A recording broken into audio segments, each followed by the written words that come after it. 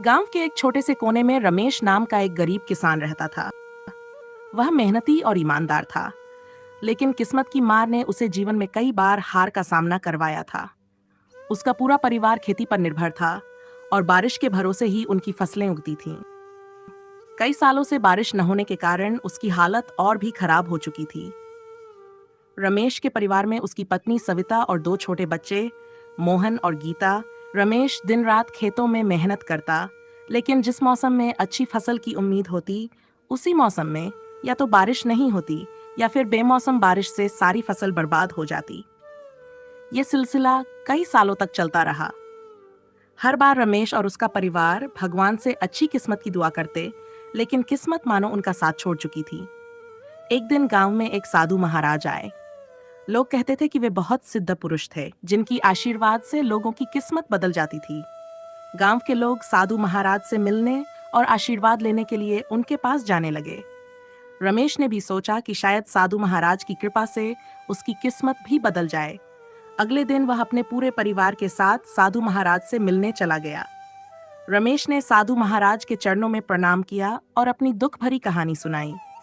उसने कहा, महाराज, मैं वर्षों से मेहनत कर रहा हूँ, लेकिन किस्मत मेरा साथ नहीं दे रही।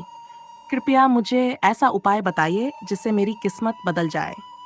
साधु महाराज ने रमेश की बात ध्यान से सुनी और मुस्कुराते हुए बोले, बेटा, किस्मत तो वही है जो हम खुद बनाते हैं। भगवान भी उन्हीं की मदद करता है जो मेहनत करना जानते हैं। लेकिन मैं तुम्हें एक सलाह देता हूँ। अगले 3 दिनों तक एक पीपल के पेड़ के नीचे ध्यान लगाओ और ईमानदारी से भगवान से प्रार्थना करो। अगर तुम्हारी प्रार्थना सच्ची होगी तो तुम्हारी किस्मत जरूर बदलेगी। रमेश ने साधु महाराज की बात मानी और अगले 3 दिनों तक उसने पीपल के पेड़ के नीचे बैठकर ध्यान लगाया और भगवान से सच्चे दिल से प्रार्थना की। तीसरे दिन जब वह ध्यान से उठा तो उसे मन में एक अजीब सी शांति महसूस हुई। उस रात रमेश को एक सपना आया, जिसमें एक साधारण से व्यापारी ने उसे एक अनजान गांव में जाकर काम करने की सलाह दी।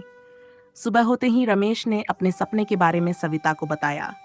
सविता ने कहा, सपने भी कभी कभी भविष्य की ओर संकेत करते हैं।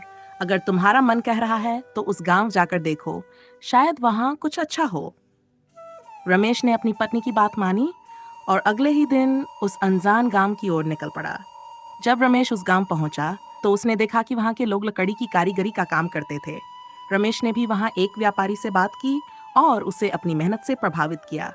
व्यापारी ने रमेश को अपने साथ काम पर रख लिया और उसे कारीगरी सिखाने लगा।